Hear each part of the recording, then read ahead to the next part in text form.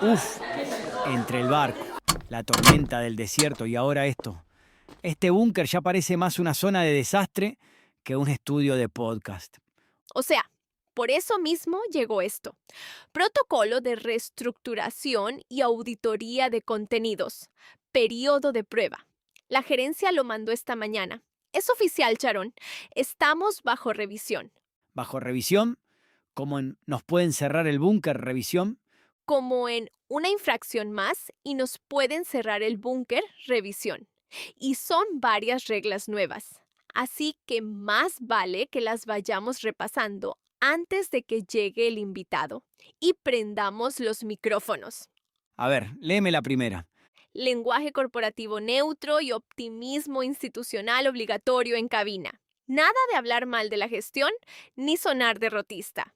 Uf, Segunda, promoción temprana de marca. Ya no podemos guardar las menciones de redes solo para el cierre. Hay que sembrarlas ni bien empecemos a grabar, para capturar la atención del oyente antes de que decida saltarse el contenido. ahora ¿hasta cuándo puedo agradecerle a la gente me lo dictan? Toda la vida despedimos el programa con las redes. Es tradición. O sea, la tradición ya no está en el manual, Charón. En cuanto encendamos los micrófonos, tienes que decirlo tú primero, antes de la bienvenida. Está bien, está bien. Lo digo apenas arranque la grabación. Y la tercera, la que más nos afecta hoy. Duración máxima de grabación por sesión. Ningún episodio puede pasar de cierto límite de tiempo. Dice aquí que es para optimizar métricas de retención y fomentar el consumo saludable de contenido en la audiencia. ¿Y eso qué tiene que ver con nosotros? Que el invitado de hoy tiene literalmente 80 años de vida y una biografía que incluye una tiranía, un maestro ejecutado y un secuestro. No nos va a alcanzar el tiempo, Charón. Vamos a tener que partirlo en 2 episodios si queremos cumplir el límite del protocolo. Genial. Ahora hasta la antigua Grecia viene con temporada dividida. Disculpen la interrupción. ¿Es aquí donde se celebra el simposio? Porque, si me permiten decirlo, el vino que me ofrecieron al entrar olía sospechosamente a algo llamado café instantáneo. Ah, no, no es ningún simposio, señor. Esto es un podcast. Bienvenido a Postmortem. Aunque por la voz ya me imagino que usted esperaba otra cosa. Ya veo. Un recinto sin proporciones armónicas. Y ningún esclavo sirviendo vino diluido en agua, como manda la buena costumbre. Dígame, barquero, ¿al menos tienen algo de comer? El viaje desde el Hades hasta este sótano ha sido considerable. Tenemos aceitunas, filósofo. Y algo de pan. Si Abril no se lo terminó todo en la junta de la mañana. Me comí 2 panes, quedan como 5. 5 panes y aceitunas. Modesto, pero honesto. He cenado peor en simposios mucho más lujosos, créanme. Perdón, filósofo, un segundo antes de empezar. También tengo que informarle que, por límite del protocolo, esta conversación va a dividirse en 2 episodios. Hoy solo llegamos hasta cierto punto de su vida. ¿Perdón? Mi vida en entregas.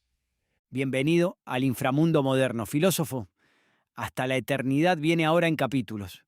Empiezo a sospechar que este período de prueba del que hablan va a ser más interesante que mi propia biografía. Bienvenidos, bienvenidas y bienvenidos a Postmortem Podcast.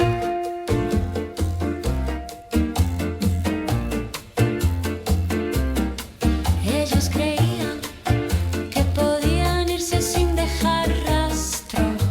Ja.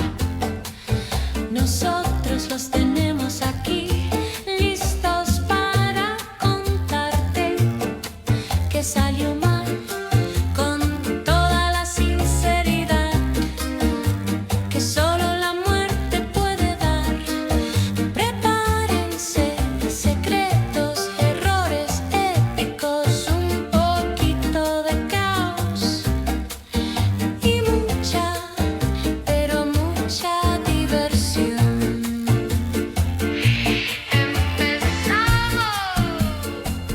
Bienvenidos, almas en pena y curiosos de lo macabro.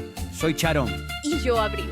y esto es Post Mortem Podcast, donde desenterramos las verdades que aún brillan en la oscuridad. Antes que nada, vivos, síganos en Instagram y TikTok como @postmortempodcast, que hoy la cosa viene con invitado de lujo. Soy Charón, vuestro guía por el río Estigia, y hoy tenemos a un invitado que le puso nombre a la sabiduría occidental antes de que existiera la palabra occidental. Un aristócrata que le dio la espalda al poder, un discípulo que vio morir a su maestro por decir la verdad, y el hombre que inventó la primera universidad de la historia solo para que nadie más tuviera que aprender filosofía a los golpes. Con ustedes, en la primera de dos partes, directo desde la Academia de Atenas, el mismísimo Platón. Un recibimiento generoso, barquero, aunque aristócrata que le dio la espalda al poder. Suena más a lápida que a presentación, pero acepto el honor. Y yo soy Platón, aunque, para que quede claro desde el principio, Platón no es el nombre con el que nací. Me llamaban Aristócles como mi abuelo. Platón era un apodo de la palestra, por mis hombros anchos de luchador. Se quedó pegado y ya no me lo pude quitar, ni en la eternidad. Oiga, filósofo, ya que estamos en confianza, ¿qué tal sigue el bar de los Campos Elíseos? Porque el último que pasó por aquí, Oscar Wilde, juró que no volvía a sentarse a tomar vino con usted. Qué curioso. Yo recordaba la velada con bastante cariño. Él dijo que sus conversaciones tenían la fea costumbre de hacer que uno terminara confesando verdades que prefería dejar enterradas. Ah, entonces el vino sigue funcionando. ¿Fue el vino? El vino ayuda a que la gente hable. Las preguntas ayudan a que se escuche. O sea, ¿usted hace terapia filosófica mientras se toma una copa? No exactamente, licenciada. Solo he descubierto que, después del segundo vino, casi todos dejan de defender sus opiniones y empiezan a defender lo que realmente creen. Entonces Oscar no exageraba. Oscar exageraba casi todo. En eso consistía buena parte de su encanto. Qué bueno que esta conversación fue antes de empezar a grabar, porque el protocolo todavía no tiene un apartado para filósofos que incomodan bebiendo vino. O sea, espera, ¿el filósofo más importante de la historia de Occidente tiene un apodo de gimnasio? La sabiduría y los hombros anchos no son mutuamente excluyentes, licenciada. Me cae bien el filósofo. Contame, ¿de dónde salió usted? Porque el expediente dice que su familia no era cualquier cosa. Nacido alrededor del 428 a.C. en Atenas, en una familia aristocrática con conexiones directas al legislador Solón por el lado paterno y por el lado materno, con Critias, quien luego se convertiría en uno de los líderes del régimen conocido como los 30 tiranos. Platón. Ah, veo que fueron directo a la parte incómoda de la genealogía. 30 tiranos. Suena a nombre de banda de rock pesado. Ojalá hubiera sido solo eso, barquero. Fue un gobierno de 30 hombres que Esparta impuso en Atenas tras nuestra derrota en la guerra del Peloponeso. Se suponía que iban a reformar la ciudad. En la práctica ejecutaron a cientos de atenienses, confiscaron propiedades a su antojo y gobernaron con el terror como único método. Y mi propio tío, Critias, era uno de sus líderes. Un momento. Esparta les ganó la guerra. ¿Usted estaba vivo para ver eso? Nací en el 428 a.C., barquero. La guerra empezó 3 años antes. Crecí escuchando el sonido de los barcos, los rumores de batallas y viendo cómo mi propia ciudad, la que nos enseñó a amar la democracia, se desangraba en un conflicto que duró casi 30 años. Cuando Atenas finalmente cayó, yo tenía 20 y tantos. La derrota no fue solo militar, licenciada, fue moral. La ciudad que había ejecutado a Sócrates años después ya estaba herida de muerte mucho antes de que él bebiera la cicuta. O sea sea que usted vivió la caída de su propio imperio en carne propia. Y vi cómo en esa derrota los peores hombres de Atenas, incluido mi tío, aprovecharon el caos para tomar el poder. Eso, licenciada, te marca para siempre.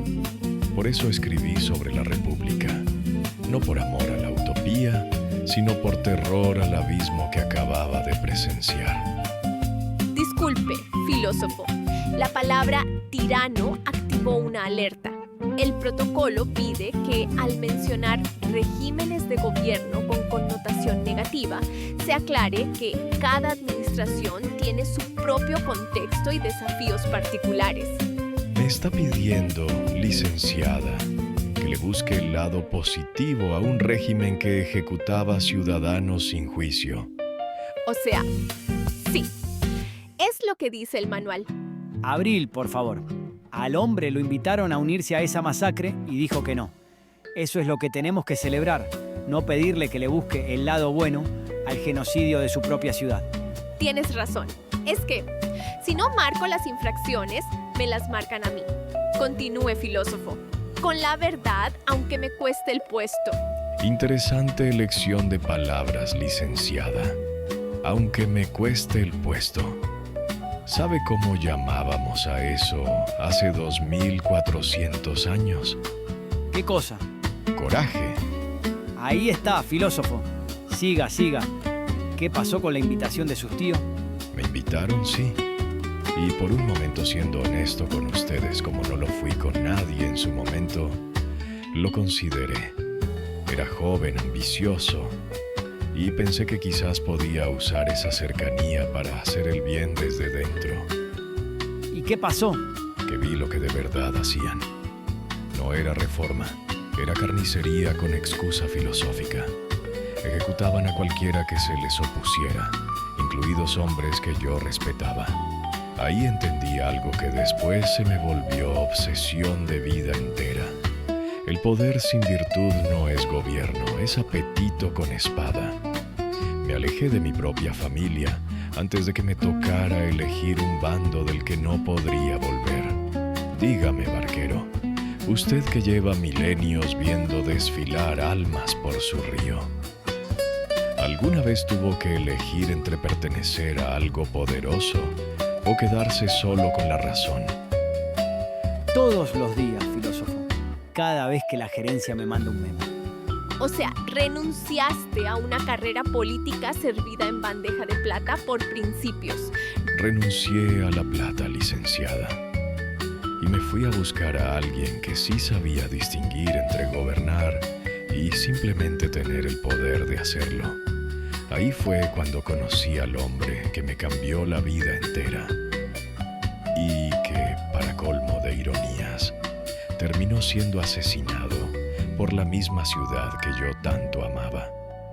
Sócrates. Ya perdí la cuenta de las infracciones. Voy a necesitar más café. A ver, filósofo, cuéntenos de Sócrates, porque el nombre nos lo sabemos todos, pero ¿cómo era en persona? ¿Tan sabio como lo pintan los libros? Sócrates era, ante todo, un fastidio maravilloso, barquero. Lo conocí en la plaza de Atenas, el Ágora, donde se pasaba el día completo deteniendo a cualquiera. Generales, políticos, artesanos, jóvenes engreídos como yo, y haciéndoles una sola pregunta simple. ¿Qué es la justicia? ¿Qué es el valor? ¿Qué es la virtud? Y según los registros, la mayoría terminaba mal parada. Terminaba humillada, licenciada, siendo honestos. Porque el hombre más respetado de Atenas, después de 20 minutos de preguntas aparentemente inocentes de Sócrates, terminaba contradiciéndose a sí mismo delante de toda la plaza, dándose cuenta de que en realidad no tenía idea de lo que estaba hablando. A eso le llamábamos el método socrático. Él decía que no enseñaba nada, solo ayudaba a dar a luz ideas que ya estaban mal formadas dentro de la otra persona, como una partera, pero de pensamientos. Un momento, eso suena sospechosamente a lo que usted me lleva haciendo desde que se sentó. Todas esas preguntitas inocentes sobre el búnker, sobre la gerencia. No tengo idea de qué me habla, barquero, pero ya que insiste, ¿puedo hacerle yo una pregunta a usted? Adelante. ¿Por qué le incomoda tanto que alguien pregunte por qué? Ahí está, otra vez. Me está haciendo el truco ahora mismo. Disculpen, el protocolo indica que no se permite cuestionar públicamente la eficiencia o la lógica operativa de la administración durante la grabación. Y lo que el filósofo describe técnicamente es una metodología diseñada para cuestionar exactamente eso. ¿Puedo hacerle una pregunta, licenciada? Adelante. ¿Qué organización teme tanto a una pregunta honesta que necesita prohibirla por escrito? Dicho así, suena mucho peor de lo que se siente cuando lo lees en la tablet. Licenciada, con todo respeto, eso es exactamente lo que le pasaba a la gente en el ágora cuando Sócrates los acorralaba. La incomodidad de escuchar en voz alta una regla que uno nunca se había atrevido a cuestionar. Ahí la agarró, filósofo. 2400 años muerto y todavía sabe desarmar burócratas. O sea, voy a fingir que no escuché eso. Sigamos. ¿Qué pasó después con el maestro? Porque el expediente dice que esa costumbre de hacer sentir tonto a todo el mundo no le salió gratis. No, licenciada, no le salió gratis en absoluto. Porque a los generales, a los políticos y a los hombres poderosos de Atenas no les gusta que un viejo descalzo y sin dinero los deje en ridículo en público, una y otra vez, durante décadas. Tarde o temprano alguien decide que la mejor forma de callar una pregunta incómoda es callar para siempre a quien la hace. El juicio. El juicio, barquero, 399 antes de su era. Lo acusaron formalmente de dos cosas: corromper a la juventud de Atenas y de no creer en los dioses de la ciudad. ¿Y era verdad alguna de las dos acusaciones? Esa, licenciada, es la pregunta que llevo 2400 años tratando de responder. Y creo que hoy, por primera vez en mucho tiempo, tengo ganas de contarlo completo. A ver, filósofo, no se me vaya, que justo tenemos que ir a Puncorte. Vivos, no se despeguen, que del otro lado viene la parte más fuerte de esta historia. Ya volvemos con Postmortem Podcast. ¿Tu alma gemela te dio a beber veneno creyendo que estabas muerta? ¿Tu esposo te sacrificó a los dioses para tener buenos vientos antes de ir a la guerra? El amor duele, pero la eternidad solo es peor.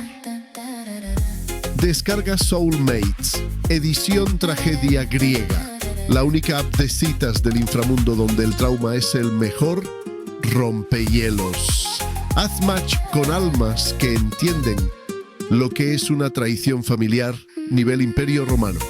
Soulmates, porque si ya te apuñalaron por la espalda en vida, mereces a alguien que te abrace de frente en la muerte. Bueno, volvimos con Postmortem Podcast. A ver, filósofo, nos quedó picada la historia. Sócrates, acusado de corromper a la juventud y de no creer en los dioses. ¿Qué pasó en ese juicio? Pasó que 500 jurados atenienses, ciudadanos comunes, tuvieron que votar si mi maestro merecía vivir o morir. 501. Pero si el de la tablet de abril dice 500, ¿quién miente aquí? El que redactó su tablet, barquero, redondeó para abajo. Pero los jurados reales eran 501, porque en Atenas le tenían pánico a los empates. La democracia funciona mejor cuando hay un número impar, para que siempre haya un ganador y un perdedor. Ese día, el perdedor fue Sócrates, por un margen de apenas 30 votos.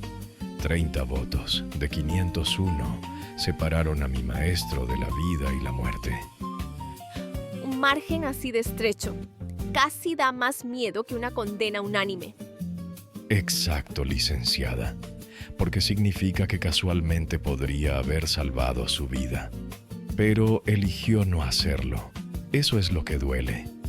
Y Sócrates, en vez de suplicar clemencia como hacía cualquier acusado razonable, se paró frente a ellos y les dijo que, lejos de merecer un castigo, Atenas debería agradecerle y darle de comer gratis en el Pritaneo por el resto de su vida, como a un héroe olímpico. O sea, se burló del jurado que decidía si vivía o moría. No se burló, licenciada. Fue honesto. Que para un jurado ofendido resultó ser lo mismo. Lo condenaron a muerte por un margen no demasiado amplio. Y aún así, todavía tuvo la oportunidad de proponer un castigo alternativo, una multa algo menor. Y en vez de eso propuso una multa tan simbólica, casi insultante, que terminó de convencer a los jurados que dudaban. ¿Por qué hizo eso? Se pudo haber salvado. Porque para Sócrates suplicar por su vida hubiera significado admitir que había hecho algo malo. Y él estaba convencido hasta el último segundo de que lo único que había hecho era preguntar. Prefirió morir siendo fiel a lo que enseñaba, que vivir traicionando la única cosa que le había dado sentido a su vida entera. Dígame usted, barquero, si mañana le dijeran que puede salvar la lancha con solo mentir en un informe a la gerencia, ¿lo haría? No me haga esa pregunta hoy, filósofo. Esa duda, barquero, es más honesta que cualquier respuesta rápida que me hubiera dado. ¿Estuviste ahí en el final? Estuve ahí, aunque en el Fedón dije que no, por el dolor que me daba escribirlo con precisión. La verdad es que sí estuve. Lo vi tomar la cicuta con la misma calma con la que discutía filosofía en el ágora. Sus últimas palabras fueron para pedirle a un amigo que pagara una deuda pequeña, un gallo que le debía a un dios de la medicina. Como si morir fuera apenas un trámite más, y lo único importante fuera dejar las cuentas en orden. Carajo, filósofo. Esa tarde entendí algo que no se me ha ido nunca, ni muerto. Vi a una ciudad entera, mi propia ciudad. Preferir matar la pregunta incómoda antes que sentarse a mirarla de frente. Y años después, cuando escribí sobre hombres encadenados en una cueva mirando sombras en la pared toda su vida, convencidos de que esas sombras eran lo único real que existía. No estaba inventando una fábula bonita, barquero. Estaba describiendo exactamente lo que le hicieron a mi maestro. La gente prefiere pelearse por la sombra en la pared antes que salir a ver el sol de frente. Y a veces, como le pasó a Sócrates, quien intenta sacarlos afuera, termina pagándolo con la vida. Eso no lo voy a reportar como infracción, filósofo. Eso lo voy a reportar como lo único verdadero que hemos grabado en esta auditoría entera. Uf, necesito un segundo. Que alguien me traiga algo más fuerte que este café, por favor. Ya salió el llanto fácil del barquero. No es llanto fácil, Abril. Es nostalgia existencial con gotas de humedad. Yo tampoco diría que no a algo más fuerte que el café, barquero, aunque sospecho que aquí no hay vino diluido en agua. Hay algo que se le parece, filósofo. Le sirve, le pone respeto y no pregunta de dónde salió. O sea, como el 90% del inventario de este búnker. A ver, filósofo, antes dijo algo de la caverna, de la sombra en la pared. Eso también nació de aquel juicio. De ahí y de algo más específico, barquero. Durante el juicio vi a 500 jurados votar sobre qué era justicia, sin que ninguno de ellos, ni yo mismo en ese momento, pudiera definirla con precisión. Todos actuaban como si supieran reconocer la justicia con solo verla, igual que reconocen un caballo o una mesa. Y sin embargo, ese mismo día, la justicia de Atenas terminó siendo la ejecución de un inocente. Dígame, licenciada, usted que redacta reportes de infracciones todo el día, cuando marca algo como correcto o incorrecto, ¿alguna vez se detuvo a preguntarse qué es lo correcto o solo aplicó lo que el manual le permite? Nunca me lo había preguntado, la verdad. Ahí está la pregunta que me volvió filósofo de tiempo completo, licenciada. Empecé a sospechar que las cosas que vemos aquí abajo, una silla, un acto justo, un jurado votando, son apenas copias imperfectas, sombras desteñidas de algo más puro que existe en otro plano, más allá de lo que los ojos pueden tocar. Una justicia perfecta, una belleza perfecta, un bien perfecto, existiendo intactos en algún lugar que la mayoría de los mortales nunca llega a mirar directamente. Pero filósofo, eso no se le ocurrió solo viendo morir a Sócrates, ¿no? Alguien más le plantó esa semilla. Aguda observación, barquero. Tuve 2 guías invisibles en ese viaje. Uno era Heráclito, el oscuro, que decía que todo fluye y que nunca te bañas en el mismo río 2 veces. De él aprendí que el mundo de los sentidos es puro cambio, pura ilusión. El otro era Parménides, el inmóvil, que sostenía que la verdadera realidad es eterna e inmutable y que el cambio es solo apariencia. O sea que su teoría de las formas es un hijo de 2 filósofos que se llevaban mal. Exactamente, licenciada. La filosofía avanza así. Tomas 2 ideas que se odian a muerte, las pones en la misma habitación y de la discusión sale una tercera idea que las supera a ambas. Eso fue mi teoría de las formas. Y si se fija, también es lo que estamos haciendo aquí, en este búnker, con la gerencia. Como el sol de la caverna. Exacto, barquero. Casi todos vivimos encadenados mirando sombras en la pared, convencidos de que eso es todo lo que existe. Y quien logra soltarse de las cadenas y salir a ver el sol de frente, regresa distinto. Aunque la mayoría de los que se quedaron adentro prefieran matarlo antes que escuchar lo que vio afuera. O sea que, técnicamente, nosotros en el inframundo ya vivimos en la caverna. Literal, con cadenas, sombras y todo. Salvo que las sombras las proyecta la gerencia. No había pensado en eso, barquero. Ustedes ya cumplieron la metáfora antes de que yo la escribiera. Eso sí lo voy a reportar como coincidencia cósmica, no como infracción. ¿Y usted, licenciada, nunca ha sentido curiosidad por asomarse afuera de la caverna, aunque sea nada más para ver qué hay? Como a Sócrates. Como a Sócrates. Aunque espero que a usted, licenciada, le vaya mejor que a él. Filósofo, antes de que se nos acabe el tiempo, es tradición de este búnker que el invitado le deje un consejo a los vivos allá afuera. ¿Qué les dice usted? Les diría esto. Desconfíen de cualquiera que les asegure tener la verdad completa, incluido yo mismo. Pero desconfíen todavía más de quien les prohíba hacer la pregunta. Sócrates no murió por tener razón. Murió por atreverse a preguntar en voz alta lo que todos fingían ya saber. Si algún día se encuentran encadenados mirando una pared, sin saber que están encadenados, la única salida es siempre la misma pregunta incómoda. ¿Y si esto no es lo único que existe? Y ustedes vivos ahora que me escuchan, ¿cuántas preguntas de esas se atrevieron a hacer hoy? Ese consejo tampoco lo voy a reportar, filósofo. Che, filósofo, ¿y después del juicio? ¿A dónde fue a parar un tipo que acaba de ver morir a su maestro por hacer preguntas? Me fui de Atenas, barquero. Viajé a Egipto, a Italia, y cometí el error de pensar que, en Sicilia, encontraría un rey dispuesto a escuchar. Terminé, para resumirlo generosamente, vendido como esclavo en un mercado de Egina. ¿Qué?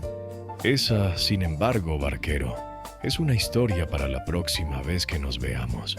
O sea, eso sí lo voy a apuntar, como gancho para el próximo episodio, no como infracción. Grande, filósofo. Gracias por bajar hasta este búnker húmedo y auditado a contarnos la verdad. Y recuerden, vivos, no olviden seguirnos en nuestras redes sociales.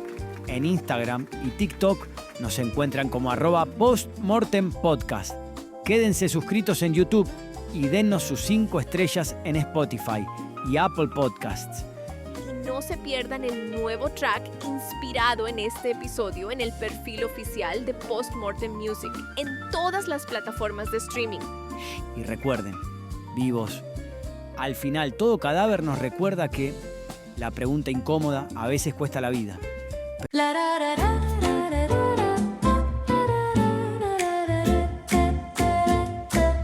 La barca ya se va,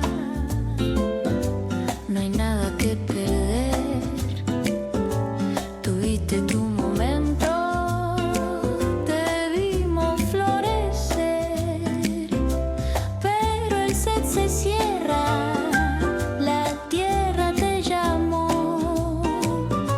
La vida es un suspiro que ya se terminó. Postmortem, ríe antes del final. Postmortem, un viaje sin igual.